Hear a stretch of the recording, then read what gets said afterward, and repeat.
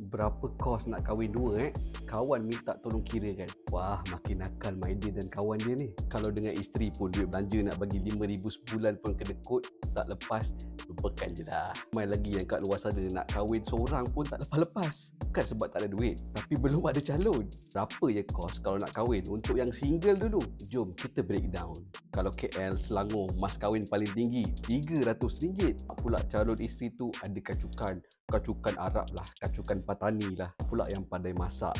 Antaran takkanlah nak bagi 5, 4, 3,000. Kurang-kurang pun sekarang ni 10,000 ke atas. Kalau perempuan tu pula suka emas, jangan pula kau belikan cincin daripada kedai Silver Dragon dekat Ion tu. Betul, tak wajib pun. Tapi kalau ada seutang gelang emas, bajetkanlah 2 ke 3,000 ringgit. Untuk majlis pula, kalau nak buat dekat rumah Abang Jamil, jemputan 1,000 pack, 26,500. Total anggaran basic untuk perkahwinan ni adalah 39,500. Ini kiraan basic yang betul-betul standard. Untuk kau yang single tu nak kahwin, berapa income yang kena ada?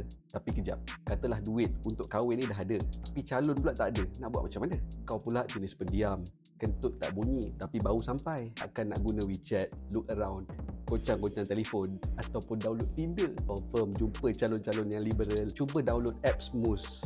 Dekat aplikasi Moose, kau boleh jumpa calon yang sesuai dengan lifestyle, budget dan juga preference, cara mudah dan patuh syariah. Kan, dalam apps ni boleh filter siap-siap macam mana calon yang kau nak tu. Manalah tahu jodoh kacukan Patani, kacukan Arab dan juga pandai masak.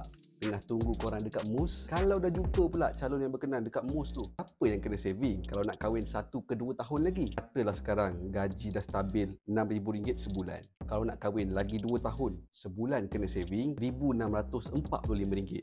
Kalau nak kahwin tahun depan pula, sebulan kena saving RM3,921. Tapi kalau rasa berat, chill dulu. Kurangkan dulu minum kopi-kopi mahal. Stop dulu hisap vape fruity. Better download terus app Moose. Tak silap boleh jumpa calon yang bagi diskaun untuk hantaran. Korang klik je link dekat saya punya bio untuk dapatkan 7 hari Moose Gold. Good luck, brother.